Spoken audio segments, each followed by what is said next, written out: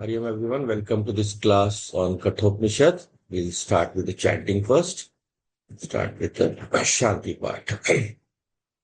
Om Sahana Bhavatu Sahano Bhunaktu Sah Viryam Karvavahai Tejasvinavadhitamastu Ma Vidvishavahai Om Shanti Shanti Shanti ओम गणानां त्वा गणपतिगं हवामहे कविं कवीनामुपमश्रवस्तमं ज्येष्ठराजं ब्रह्मणां ब्रह्मणस्पत आनशृण्वन्नोतिभिः सीदसादनम् ओम श्री महागणपतये नमः सरस्वती नमस्तुभ्यं वरदे कामरूपिणि विद्यारंभं करिष्यामि सिद्धिर्भवतु मे सदा गुरुर्ब्रह्मा गुरुर्विष्णुः गुरुर्देवो महेश्वरः गुरुरेव परं ब्रह्म तस्मै श्री गुरवे नमः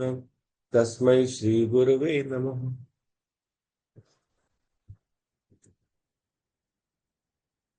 So welcome to this class on Kathopnishad. We have been looking at the first chapter. We are approaching the end of it, the Pratham Adhyay and third part of it, Tritiya Valli.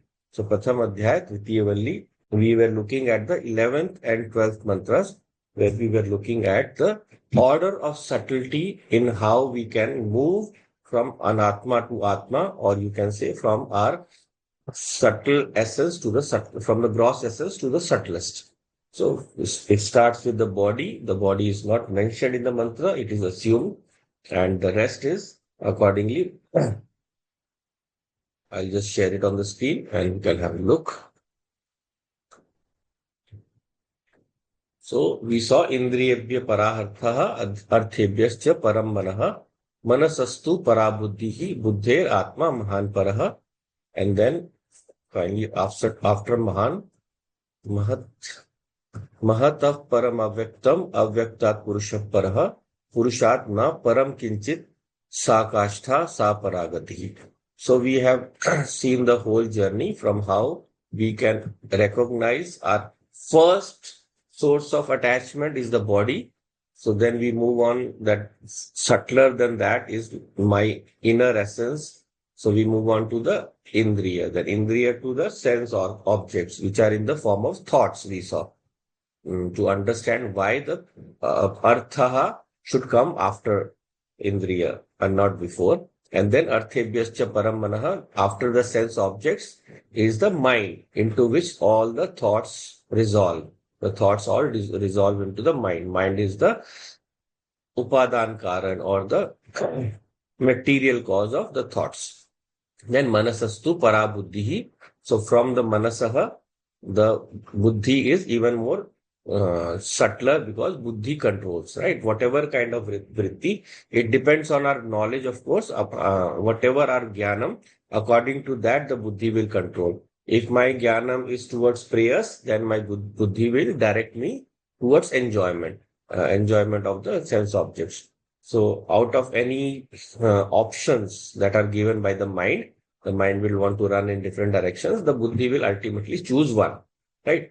And then so it might not be beneficial for me in the long run, but if the Buddhi doesn't have the right knowledge, it will keep continuing in that Priyas Marga, the path of sense enjoyments, right? So but if my Buddhi has the right knowledge, if it has had a connection with Shastra, then it will be connected to the soul or the higher knowledge. So there the Buddhi will control it to go towards the Shreyas Marga, the path which is tough, difficult, but ultimately more beneficial in the long run. The path that will lead us to spiritual upliftment in the long run. That is why it is difficult to follow our religion. A lot of people move on to other religions or maybe denial of the religion because they find this path tough. We'll see more of this in the 14th verse also. Then Buddhe Atma Mahan Parha. So we saw the connection with the next verse, that subtler than the Buddhi is the Mahat. Because in the next one, Mahata Paramavyaktam. So Mahat is the total intellect, and that is where we added that this is the CD, the step, the ladder from where we climb onto the individual to the total, right? And why at that place? Because of the two reasons we saw that when we connect to Mahat, we open ourselves to the knowledge of the whole universe, right? And then also because finally, if we try to move at the last stage from the consciousness, that is the individual consciousness, to the total consciousness, that concept is tougher to grasp for the mind. So there now we have seen this final, we have moved from this to the param avyaktam. Mahata param avyaktam. Avyakt represents unmanifest. Unmanifest represents the potential state of the universe. The potential state is prakriti or maya, right? So there, that is at the matter state, that is the subtlest. Beyond that, there is nothing subtler. But beyond the subtlest maya is what? Purushaha.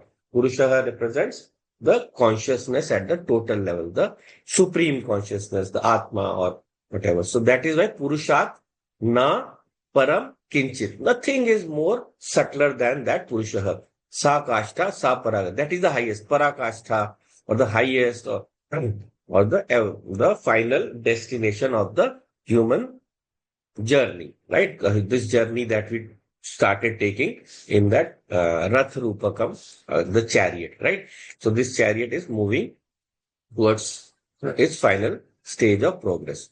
So in till this part we have seen earlier also, we have seen discussed these two verses in essence about how the movement is, so that we can recognize ourselves as the essence, as the Atma, as the soul, and stay with that, hold on to that.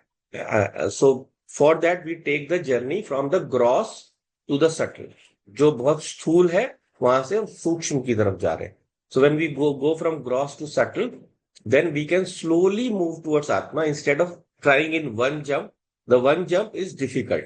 So Shrutima is very kind. She will take us very, very slowly on this journey.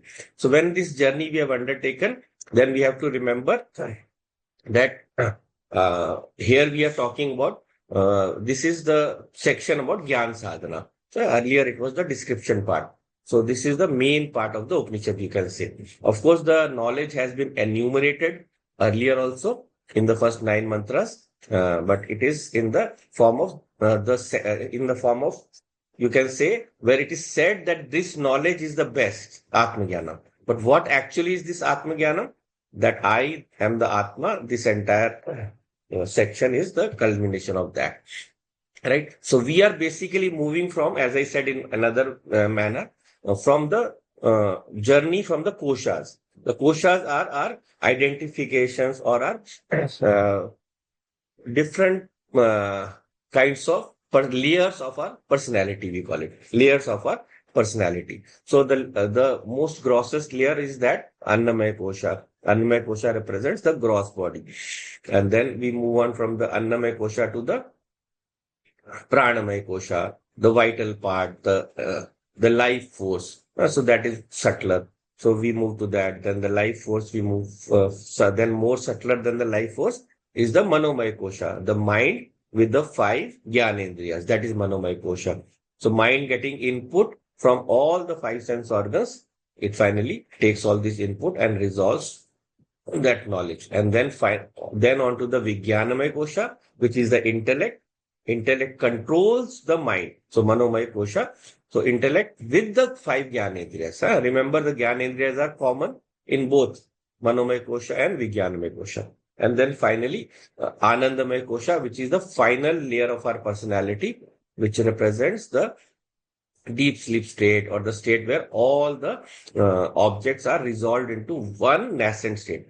So now, when we are resolving that buddhi into the next higher state, which is the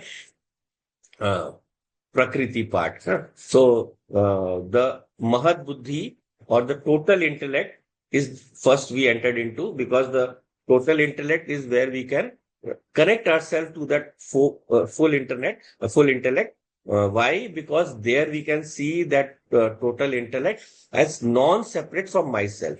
And non-separate in the sense of what? As just existence, isness, who, who. So that who. So I am, मैं हूँ.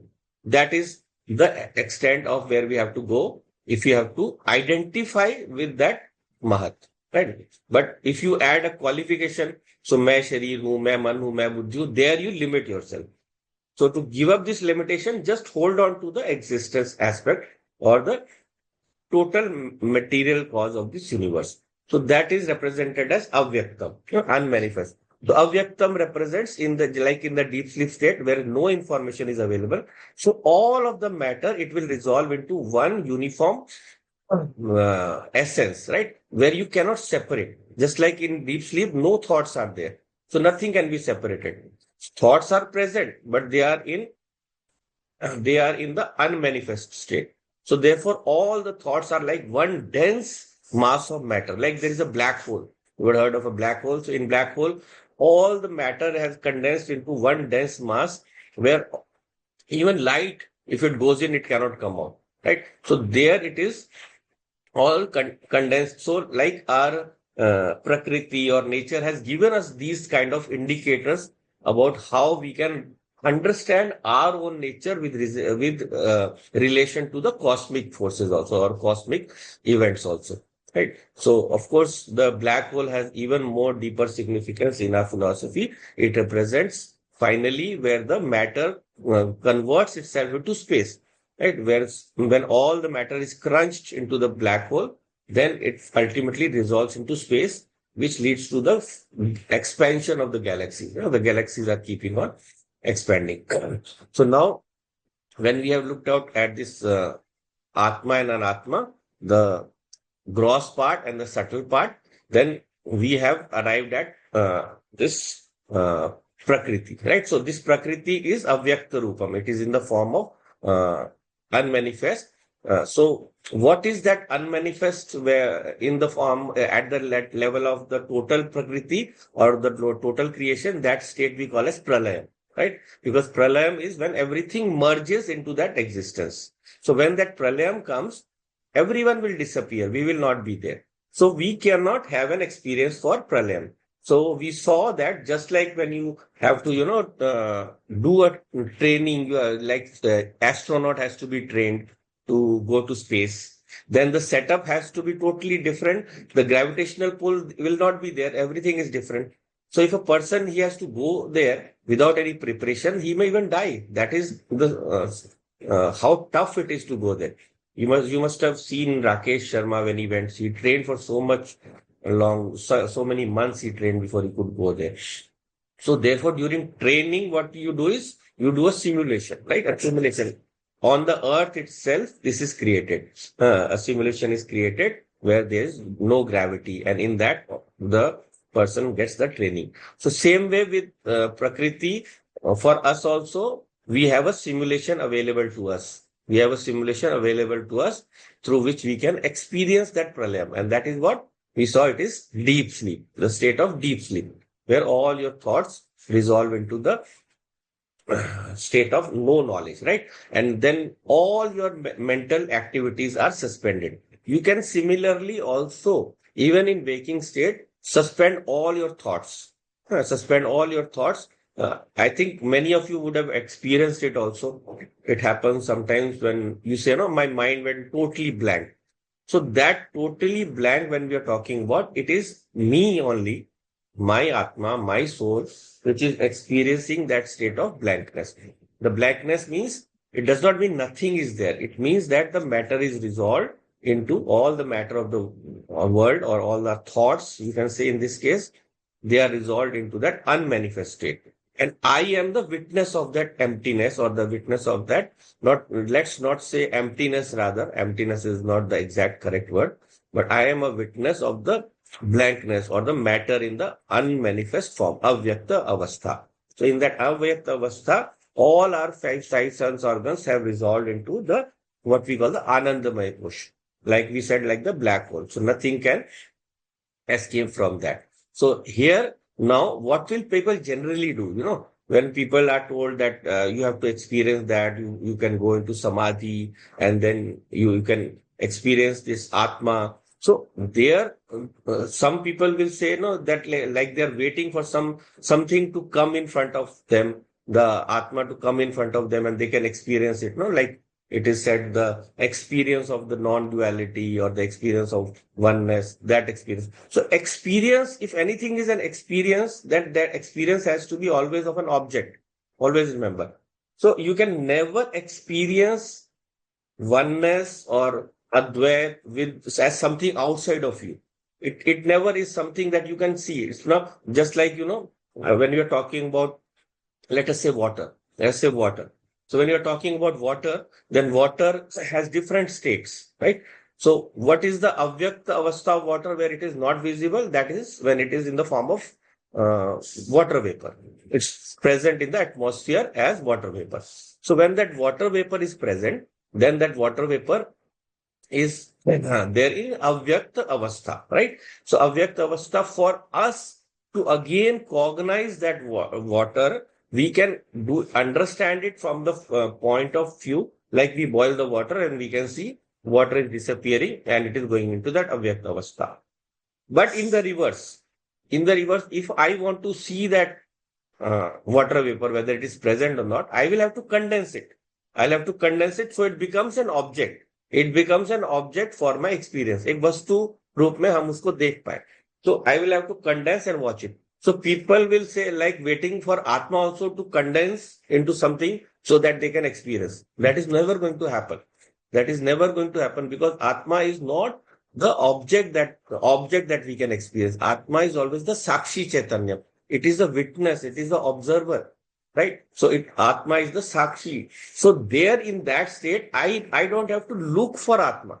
I don't have to search for Atma or search for an experience of Atma. Very, very careful we have to be there.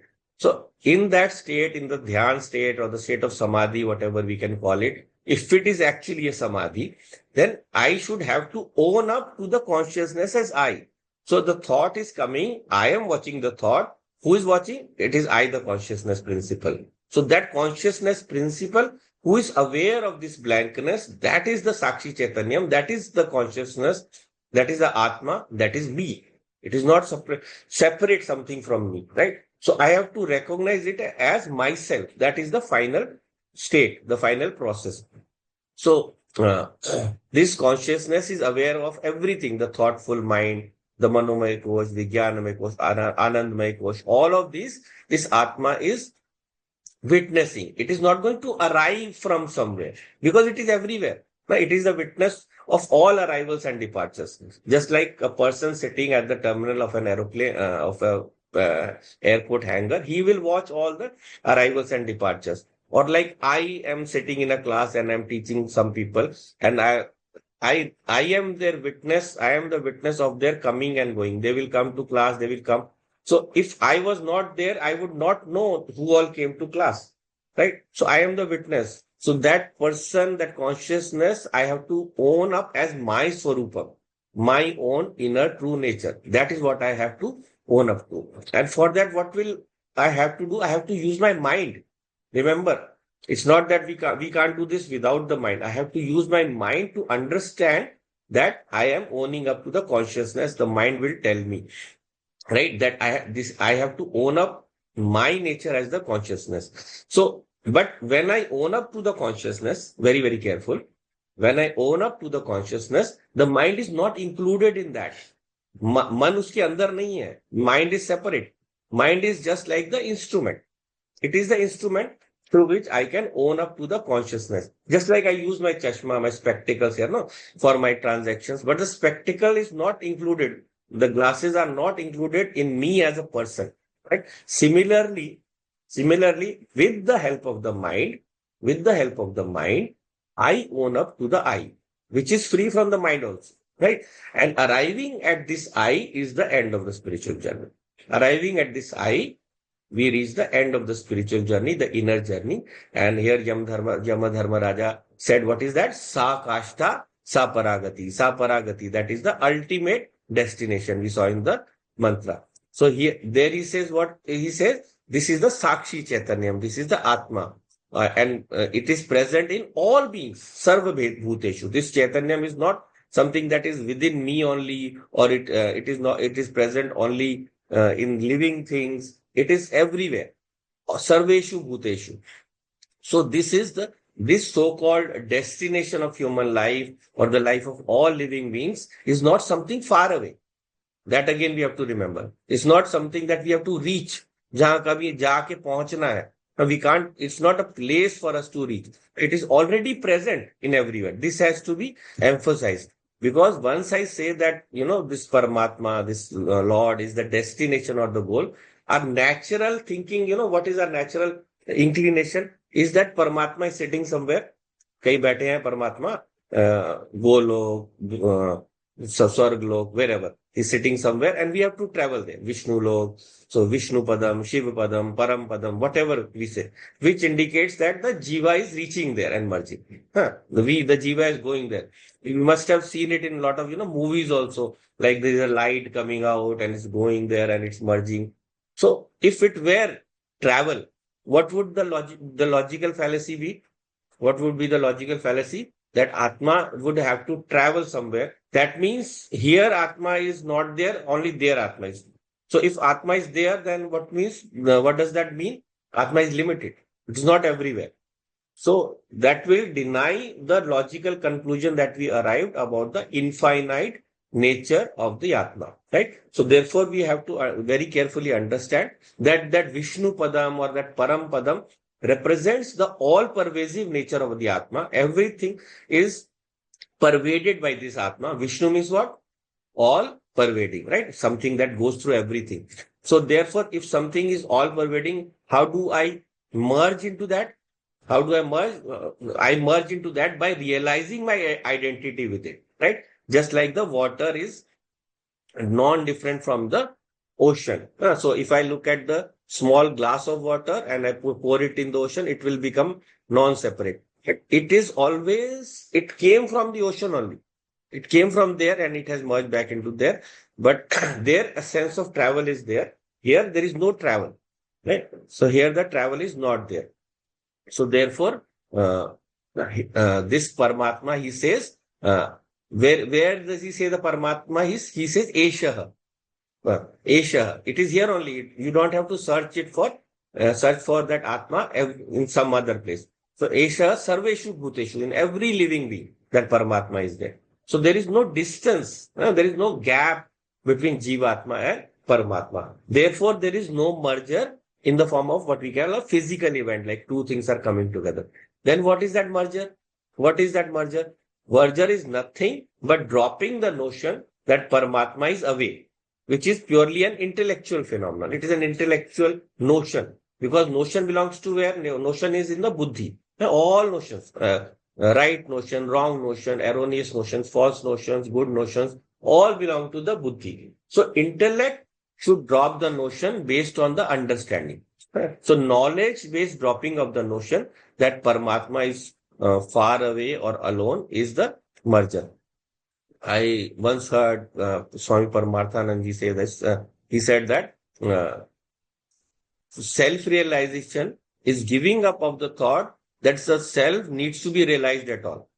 Self-realization is giving up of the thought that self needs to be realized at all. It is ever present in every thought. So I made this into a screensaver and would watch it on my laptop or my computer all the time, a long, long ago. So it's a very concise and perfect thought. It tells us that self-realization is not searching for something. Self-realization is knowing myself as that infinite essence of everything in the universe. The whole universe is a projection upon me. I am not inside the universe. The universe is inside me. So this is what Yamadharmaraja also saying. Esha Atma Sarveshu Bhuteshu Vartate. So this Atma is in all beings. And what is the job of this Atma? What does it do? So its job is nothing, jobless. Okay. It is the witness of the thoughts. Why? Because nothing is separate from it for it to do a job. For doing any activity, we need something that is separate. But if everything is included within that Atma, then by that rule of Vedanta, we saw what was the rule? Swatmani Kriya Abhavat. One thing cannot act upon itself. the tip of this finger cannot touch the tip of the finger itself, right? So I cannot see my own face. I can see my reflection. I cannot see, or my eyes cannot see my own eyes, the real eye. So that is Swatmani Kriya Bhavata. An object cannot act upon itself. An object cannot act upon itself. So this Swatmani Kriya Bhava that shows this same thing only, that this Atma, it cannot be cognized in the form of any object. So what in if it is just the witness, then when can this witness be understood or cognized, in which avastha? Is it in Jagrit avastha, Swapna avastha, Sushupti avastha, or Samadhi? Which avastha?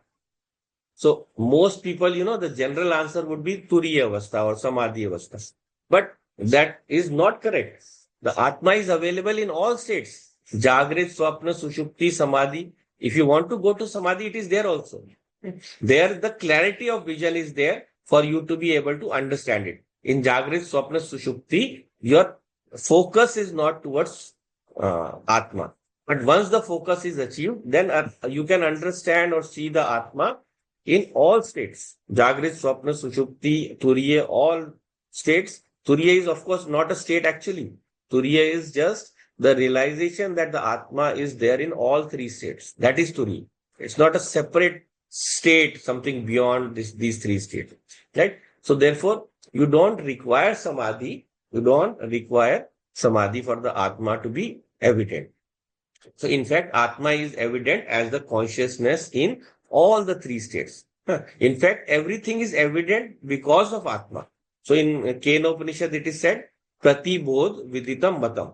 You can understand the Atma or the presence of Atma in every knowledge that you are having. Pratibodh. Every knowledge that you are having, you can understand the presence of the Atma. How? Because whenever I am cognizing any object, then there is the object, there is the knowledge of the object, and there is the knower of the object. So the knower of the object is common in all knowledges. That means what? It is the Atma which is present at the time of every kind of knowledge. Pratibodh. So therefore, this consciousness is the common factor through all kinds of knowledge. Therefore, this consciousness, which is what? Which is me, myself, right? It is I only. So this consciousness is the evident knower of everything, right? But what is the tragedy here? What is the tragedy here? Yamadharmaraja is worried as a guru. He says this Atma is Gudaha. This Atma is, this self-effulgent Atma, this consciousness is Gudaha. So what Gudaha? Something that is difficult to know. So we were looking at this in the 12th one.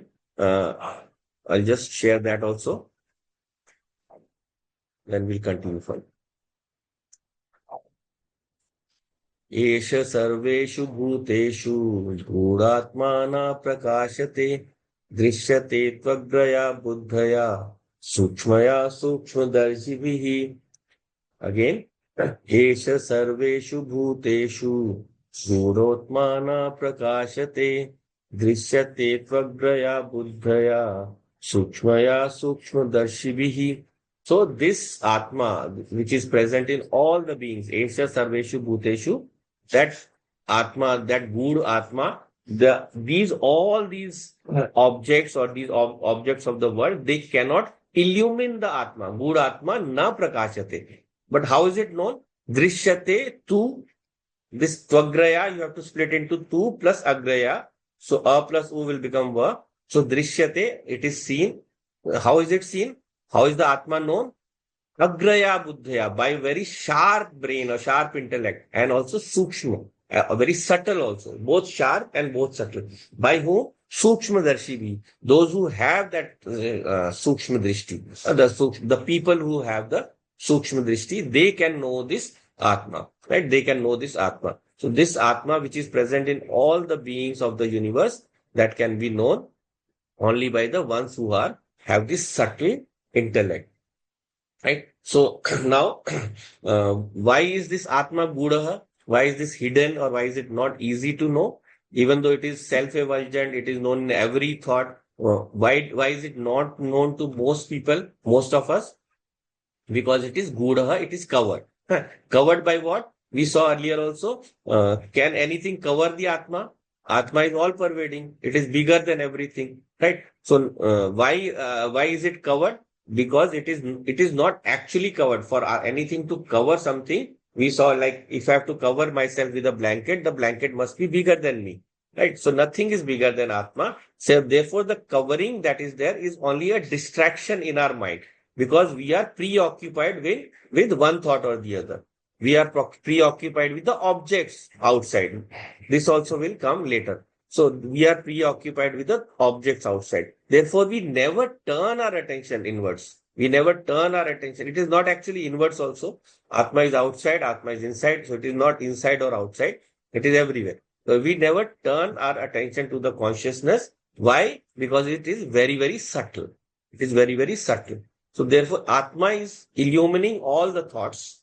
All the thoughts are known because of Atma, but because we are focusing on the thought rather than the Atma, or you can say the object instead of the Atma, we tend to miss the Atma. Just like what we saw the example of the wave and the water. The wave is what? Wave is nothing but water only, right? But when the wave comes, we think of the wave only. We forget it is water only. Or like we can say, anything we can take, which is the material cause and the shape. So like the gold and the ornament. So when I'm looking at a very beautiful ornament, I somehow miss that it is the uh, that it is only gold, right? So I turn my attention away from the material cause, or you can say the mud and the pot. My focus is on the pot or whatever shapes the mud has taken. It is a pot, a spoon, a plate, or whatever. So we lose sight of what is the upadan karan, the material cause or the essential cause of any object. And because of that, we don't see the Atma. Another reason why, because it is so subtle, it is not seen, right? Like I gave you the example of the water and the water vapor. So water vapor you cannot see. So it cannot be put in front of you, like the Atma also cannot be put in front of you like something to be visible, right? There is a Shishya of Shankaracharya Bhagwan, Hasta Malaka. So what does that mean? Hastam, Hast Alakam. Alakam is a what we call a fruit. Hindi में क्या बोलते हैं उसको? In Hindi we call it amla. So like an amla that is kept in the hand. So that amla is very clearly visible to me. So he could see the Atma as just like something put in front of in his hand, because he had that sukshma drishti. That is why his name was Hastamalaka. So when we also can see the Atma as something very, very, very, very visible to us, even though it is subtle, how? By the Sukshma Buddhi. So once by the Sukshma Buddhi we can know the Atma, we can understand it as the knower of all thoughts, understand it as the essence of everything, right? So we lose sight of it because we are occupied with the thoughts. We are occupied sometimes with the Annamaya Kosha, my body, whether it is fit or not. Sometimes with the Pranamaya Kosha, is my breath okay or not? Manomaya, my thoughts, and so on. So whatever kosha or whatever layer of our personality we are absorbed in, we lose sight of the Chaitanyam. And therefore we say it is Gudaha, concealed. Because of what? Because of our extroverted nature. And therefore na prakashate, Gudatma na prakashate. And therefore it is not known, it is not evident for a person, for not everyone. It is evident for the person who is introverted, who has focused his mind inwards. But for the other person, for the normal person, Atma is not evident. It is not evident for the person who is of extroverted nature. So therefore, what is required? You need not bring the Atma to reveal the light to you. Just like you don't need one light to illuminate another light. You don't need to take a lamp to see a lamp. You don't need to take it in front of the sun. It is self-effulgent, the lamp itself. So you can see it in its own light. You can see the lamp in its own light. So therefore, just like I gave you the example of the hand.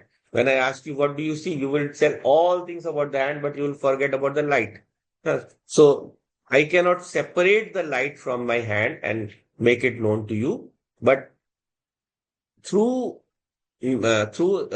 understanding, you can tell that because of the light, everything is visible. Therefore, this hand is also visible, and the light is intimately associated with that. Same way, we are not introducing a new consciousness. Consciousness is already there. We are only asking to turn attention to the already evident consciousness. And once your attention is turned, then I can say consciousness is limitless, consciousness is indivisible. Ultimately, the consciousness is your real nature. So therefore, Yamadharma Raja says to turn your attention to the consciousness, you require a very subtle mind, agraya buddhaya, a very sukshma buddhi, sorry. And a gross mind, what happens to the gross mind? Gross mind will be absorbed in the body or the mind. Gross mind can turn its attention to the blankness, but a subtle mind alone can turn its attention to the ever evident consciousness. So that consciousness, even though ever evident, only the subtle mind can own up to it. Eh? So in the form of owning up, you have to say, I am not the thought, I am not the objects, I am not the mind, and so on. And ultimately you say, I am the awareness. I am the awareness, because of which everything is being made aware. Because of which everything is made aware. I am not the body, and so on. I'm not even the blankness that is obtaining in meditation. So when we go into meditation, this is what happens. The mind tends to be very it tends to go from one extreme to the other. Tends to go from one extreme to the other. How? Because we will see in the next one also, but here also what is said about the subtleness of the mind.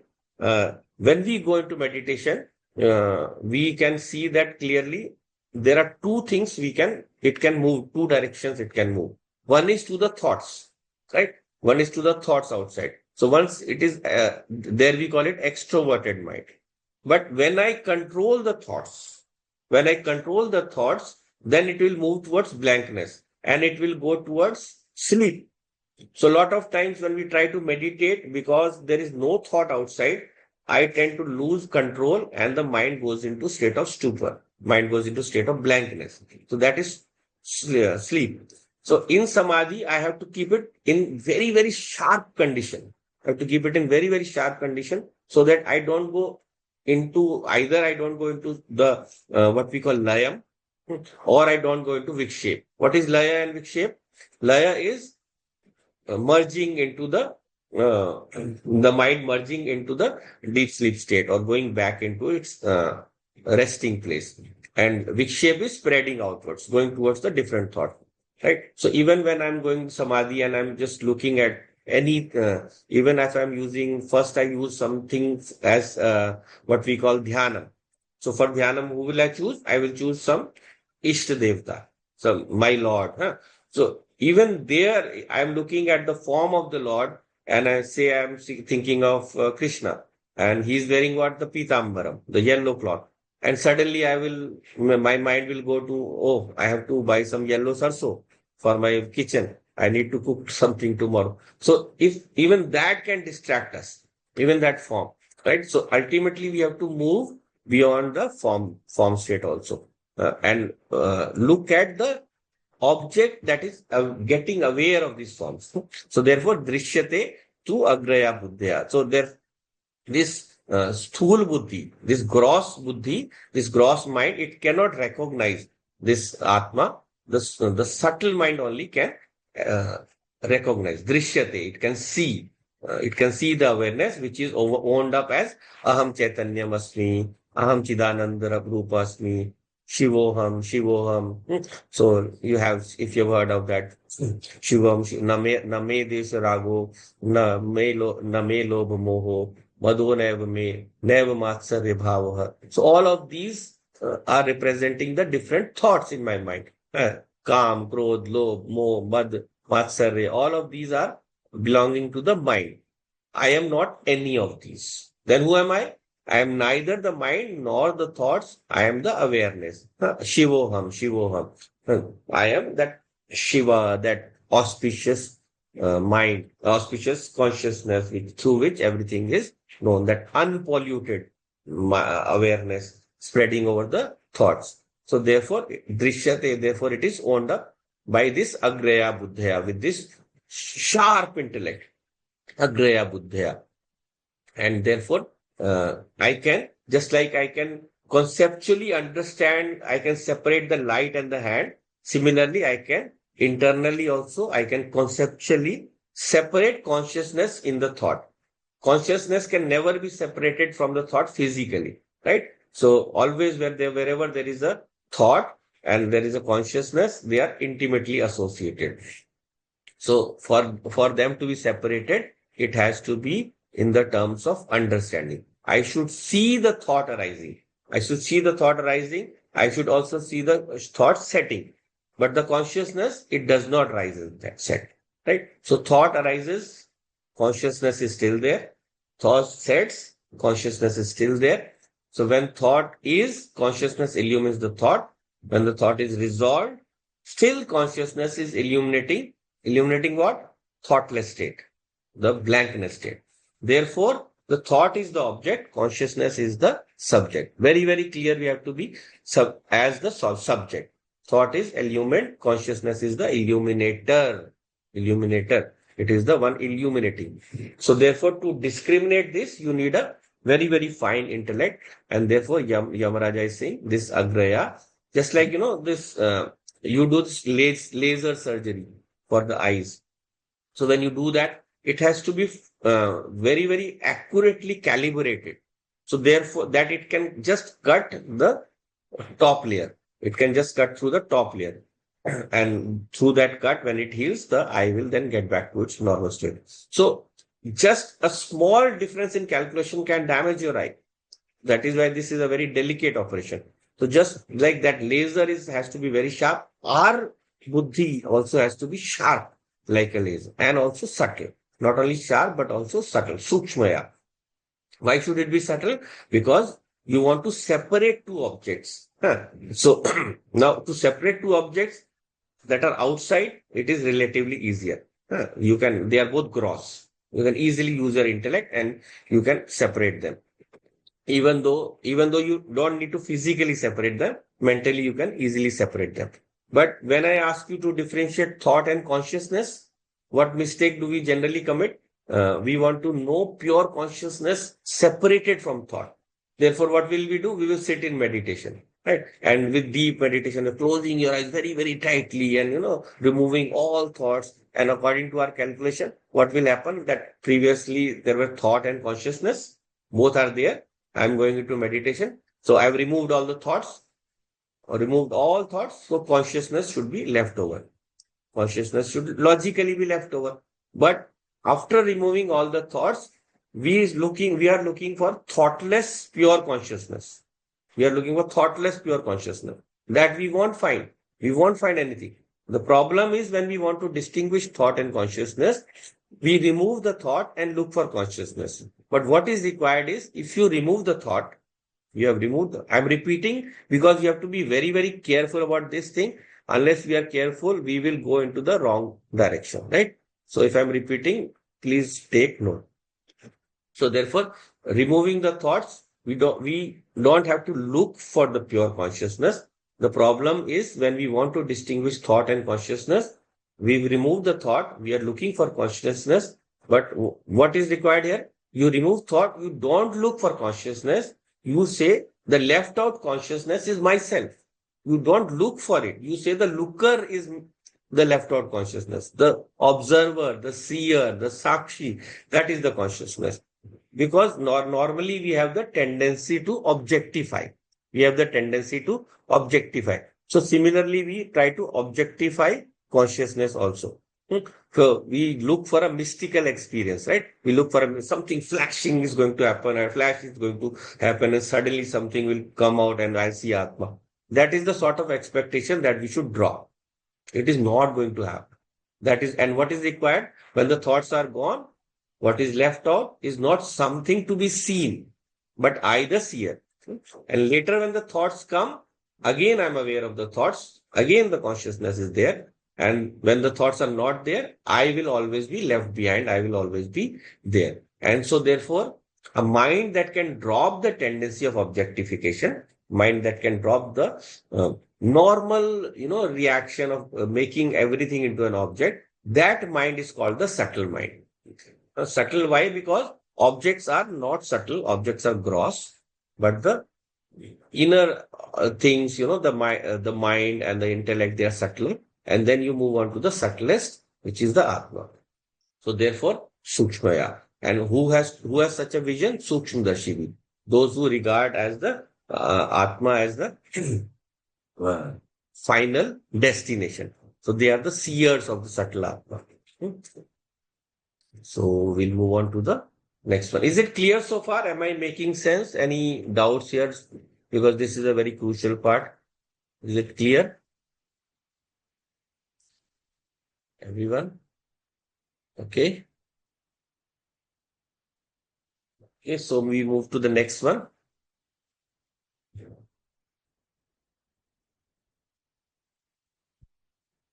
So this we have seen, this Atma is visible to the subtle intellect.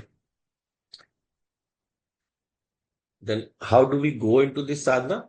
Yached vang manasi pragyah tached jnanam atmani mahati niyached yached anta atmani yached vang manasi pragyah तज्जच्छेद ज्ञानम आत्मनि महति नियच्छेद तच्छेदांतम आत्मनि.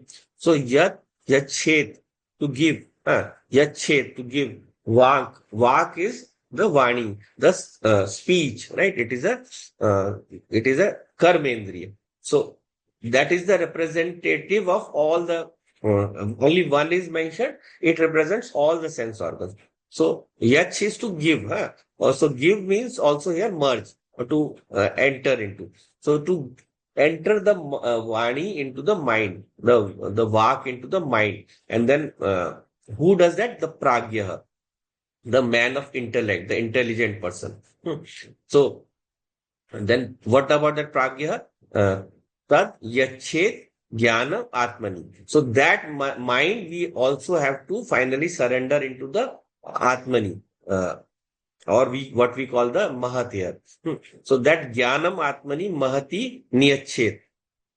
The Buddhi, from mind we go to the Buddhi to the Jnana Atmani, then Jnanam Atmani to the Mahati, to the Mahat Buddhi, total intellect, and then Niyachet to give it to that, and then finally into the Shanta Atmani, to the total consciousness. So what is the journey? This is the sadhana that is given for us to enter into from the subtle to the gross. We have to give up our sense organs into the mind first, resolve the sense organs into the mind. Then the mind we have to resolve into the buddhi, pragya.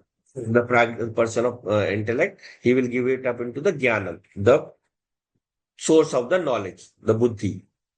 And that buddhi will go into what? That buddhi will merge into the mahati, into the total intellect. The individual intellect will merge into the total intellect. And then finally, the total intellect will merge into the soul, the Atma, Shanta Atmani. So here, one step we have skipped in that journey we saw earlier. We saw that the Prakriti here. So Prakriti or the Avyaktam is not mentioned here. Why? Because here only we are going into the journey of the total intellect. We are finally merging into the Atmani or the soul.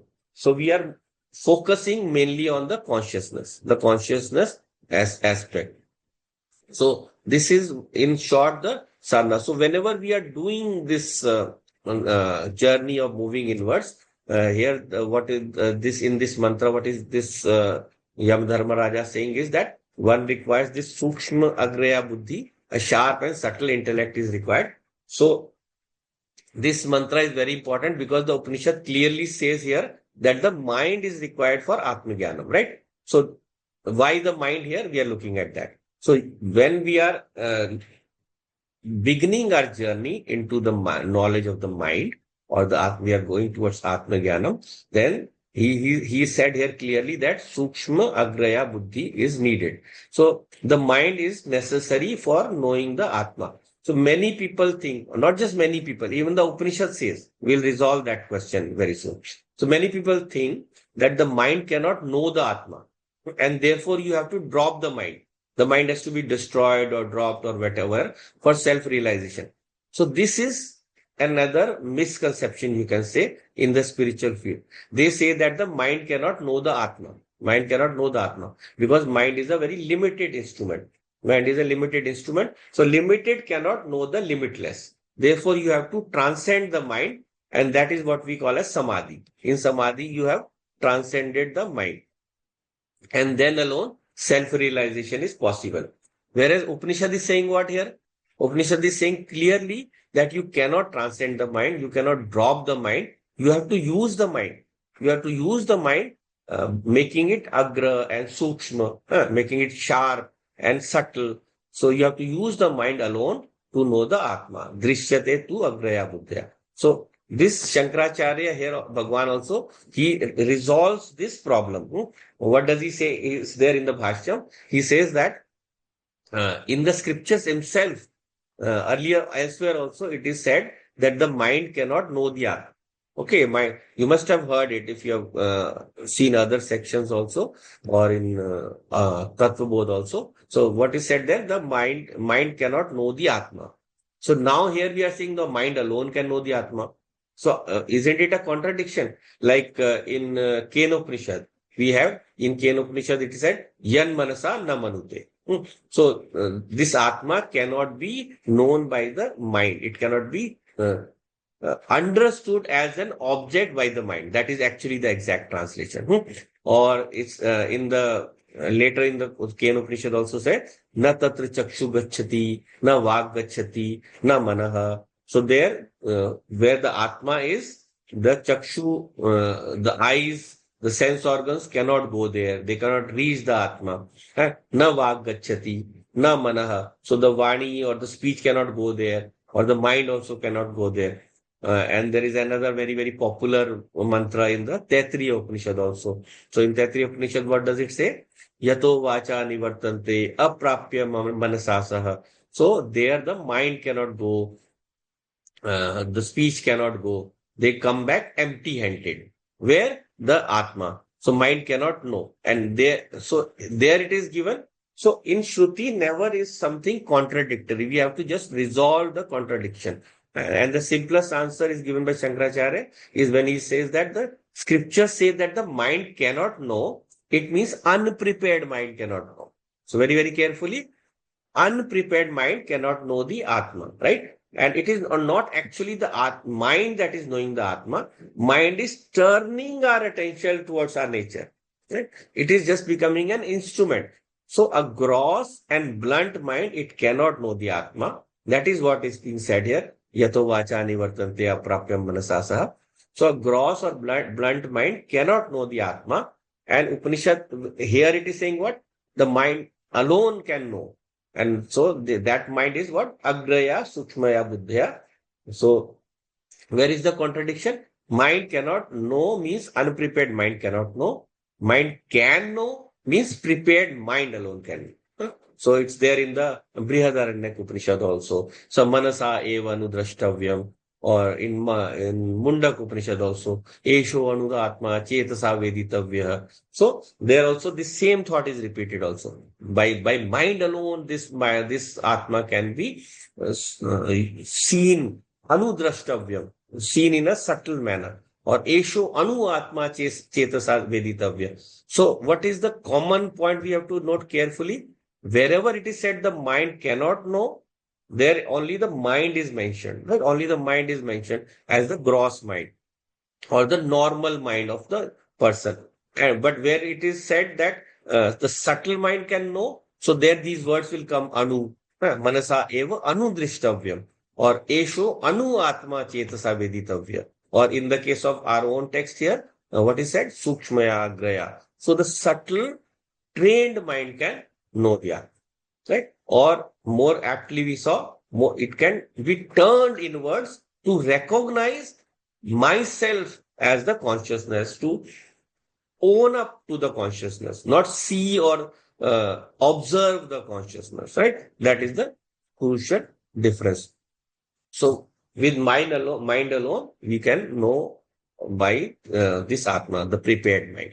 So for that, what are the ways of doing that? How do we attain that agraya, sukshmaya buddhi? For that, several sadhanas are said. So here the teacher is emphasizing the meditation part. Yes. So in this mantra, as a method for preparing. Very careful. Meditation, not as a method for knowing the Atma, that Vedanta does not accept, even the Shastra does not accept. So that we do not accept. Meditation can never be used for knowing the Atma. Atma has to be known only through Guru Shastra Upadesha or through Shastra Upadesha. Guru can be physical, Guru can be the higher Guru. Through you can connect where we saw Mahat, when we connect to that Mahat, the total intellect. There also the Guru can teach you. So through the teaching of Guru and Shastra alone, the knowledge has to take place. But for the Guru Shastra Upadesha to work, you require a prepared mind. So meditation helps in preparing the mind. That is the function of meditation, or that is the actual role of meditation. It is preparing the mind. And this meditation, what is the type of meditation? One is you prepare the mind before Shravanam, before you have heard the knowledge itself.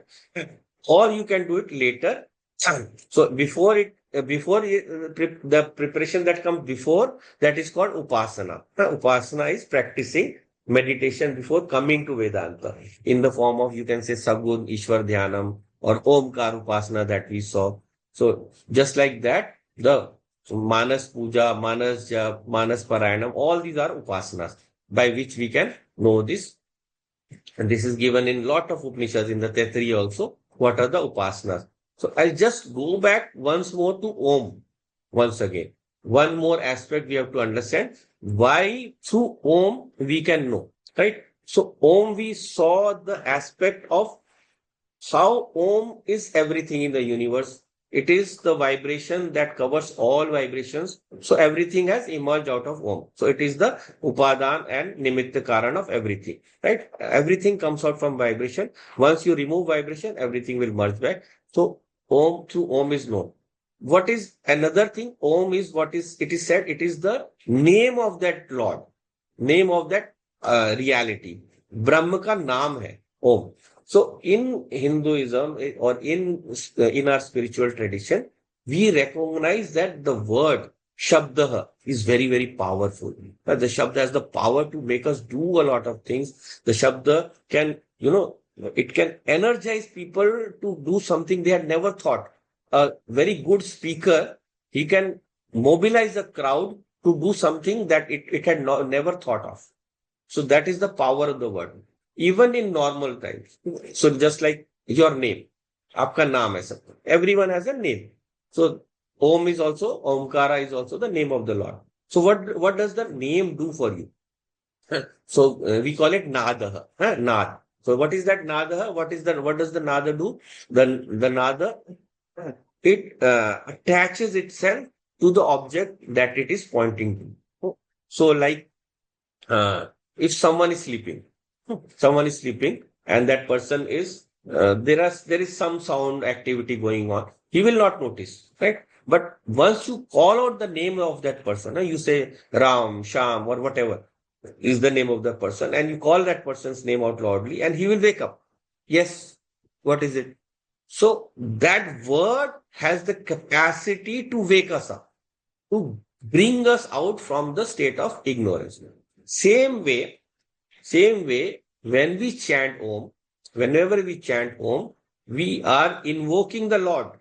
We are invoking the Lord, Brahman, Brahma, the Lord, the infinite essence. And that Lord has the ability to make known to us our true nature. The Lord has the capacity to make us known our true nature, that I am Atma. Through what? Through Mahavakyam. Aham Brahmasmi. So I am Brahman. I am that highest reality. So the Lord has the capacity to know. But for that, what I have to do? I have to call him up. I have to wake him up. I have to call him to me. He is not going to come to me unless I call to him. So that is why we invoke Om. That is why we invoke Om. So initially we chant, then slowly we let go of the chanting. We do the chanting mentally, and then we finally give up the mental chanting also till it becomes in the chanting of Om, it becomes a vibration in our mind. It becomes something that I'm hearing, not something that I'm chanting or speaking or even mentally visualizing, right? Till that Om becomes that what we call the soundless sound. So that Om, when it becomes that soundless sound within us, it is able to reveal to us the nature of Atma. So that is the Pratham sadhana. That is why Yama Dharmaraja has first given us this Omkar sadhana earlier only, so that the mind can be prepared through that to absorb the teaching when it will come later. That is why he has put us up to that sadhana, right? But if it is not done at that point, like for most of us, what happens? We enter into Vedanta or into the knowledge of the scriptures without the mental preparation. We come to Vedanta with before doing any kind of Sagunishwar Dhyanam or any Manas Upasana. So there, for that person, you are coming in through, you can say like you are coming in through the back door. You are going through without Upasana. So there Veda says what? If you have not practiced Upasana before Vedantic study, you will have to practice this Upasana or meditation after Vedantic study. And this after Vedantic study, Upasana is called Nididhyasanam. Nididhyasanam or Dhyana. So this either Upasana Dhyanam before or practice Nididhyasanam Dhyana afterwards. So what will happen if you have not practiced Upasana Dhyanam before? Your Vedantic study will remain undigested.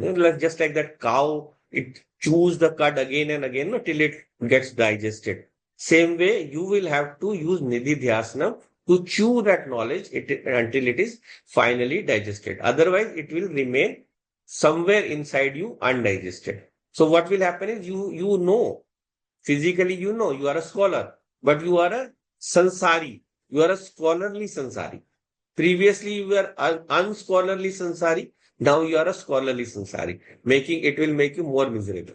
And therefore, what will Nididhyasanam do? It will go to the undigested knowledge, which is sitting in some corner, and it will act upon the knowledge and it will assimilate the knowledge. It will digest the knowledge. It will spread the knowledge over your entire system. Nididhyasanam is basically becoming one with the knowledge. So, do I require Nididhyasanam or not? It depends on whether I have come to Vedanta after preparation or before preparation. If it is if I have come with preparation, then Shravanam itself is enough. Just listening to the Guru is enough. That is why you will see in a lot of Upanishads, there is the teaching that will culminate in one chapter itself. So the good student can leave there itself. For him, his job is done. But then the Upanishad will expand more and more in the later chapters for the student who is less capable. So for that less capable student, the knowledge will then get assimilated through more, detailed reasoning or more examples or more stories. So that is how this knowledge is attained, fixed in the person's mind. So even in the Gita also, the sixth chapter, all these mantras are used there about how we should control the mind and take our Vani or our speech there. So what is happening is, how do we learn the knowledge? First, we learn through Vani, right? We learn through teaching of the teacher. So through Vani, we learn that spiritual knowledge. So then, Yachet Vang Manasi Pragya. So whatever I have learned from the teacher, that knowledge I have to go and fix in my mind. That stage is called Mananam, right? Yachet Vang Manasi Pragya. And then finally, we take that into Atmani, Jnanam Atmani. So that knowledge I have to finally take deeper into myself, to my intellect. So the intellect can reason, intellect can remove all doubts. That is Nididhyasana. So once the intellect has removed all doubts, the proper knowledge is shining in within me. So when that proper knowledge is shining within me, then what do? I surrender the feeling of separation. I surrender the feeling of separation and become one with the higher. So that is Mahat. So I connect to the universal mind. So there what is happening is what? This knowledge that you have received from the Guru, the physical Guru or whoever, that this knowledge that has come to you, it is something that is just for now a conceptual knowledge. But the more details of this knowledge is available in the total intellect with the Brahmaji or Hiranyagarbha or the total intellect. So once connected there, you will open up. You will open up more realms of this knowledge. That is what is going to happen. So more realms. That is the that represents Yachet Jnanam into Mahati. Yachet Jnanam Mahati. So to surrender the individual knowledge or surrender the knowledge that I know something, you have to give up. That is a very crucial stage in sadhana. Very, very crucial stage in sadhana where you give up this feeling that I know something. You would have studied so many shastras. At the end of that, what will happen? You will say, I still do not know everything. Why? Because the total knowledge is present in the highest uh, universal intellect. So once I surrender there, once the samarpanam comes, then that is called the surrendering of the individual intellect into the total. And then I become what I said, who? I am only, that existence only remains, that I am the total intellect. And therefore that opens up the floodgates, that opens up that whole knowledge to me. Or so it will open what we can say the floodgates of even anatma jnanam. The universes will open up all the so in the you look in this the Purush Sukta also. So in this Yoga Vasishta, the Vasisht Muni is telling about the different universes that he's seeing. So he's telling to Ramji, whom he's giving the Upadesha. So there he's telling about so many different universes, so many different times, so many different realms. So all of them open up. So that is representing the connection to that highest intellect. So once that connection is there, finally what? Yachet Shantam Atmani, into that peaceful, thoughtless consciousness, the one that is without any disturbance, Shant. So finally, I have to merge even that knowledge from that Mahat into the knowledge that I am that infinite Atma. Otherwise, I will be stuck in the individual consciousness. Individual consciousness that is associated with the body. So once I give up that all the knowledge and all the thoughts into the peace of the inner essence that is me, peace, that inner essence that is me meaning the universal Atman, then I identify or become one. That is the true merger, the true merger of the individual into the total consciousness, owning up. So uh, in different places in this Upanishad, it is this thing is hinted again and again. Here it is said as what? Yachet Vang Manasi Pragya. So that intelligent person, that Pragya, the one who has done Shravanam, slowly he moves through this process, finally into the uh, what we saw, the Shantam Atmani. So there what is happening is there are two major thoughts that we are preoccupied with.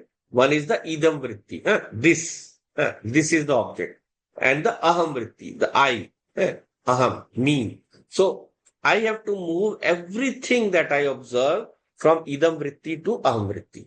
So idam vritti is what? Seeing something as separate from me. And slowly I have to merge everything as within me. So everything that I call as idam or this or something separate from me, I will ultimately have to merge into the aham vritti, into me. So everything has to be merged into me. So that is how the samashti or the total intellect can merge into me only, the consciousness. So it is like, it just a change of vision, just a change of how you look at things.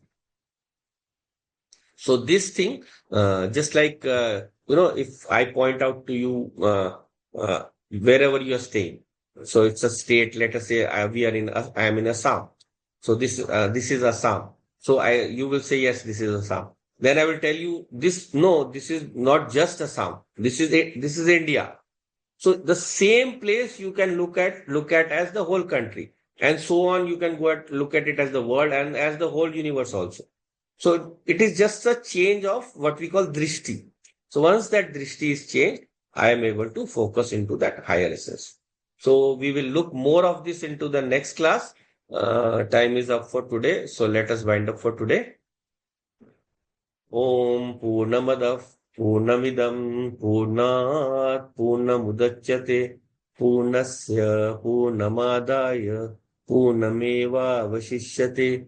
Om Shanti Shanti Shanti. Hari Om Shri Gurubhyo Namaha. Hari Om. Om.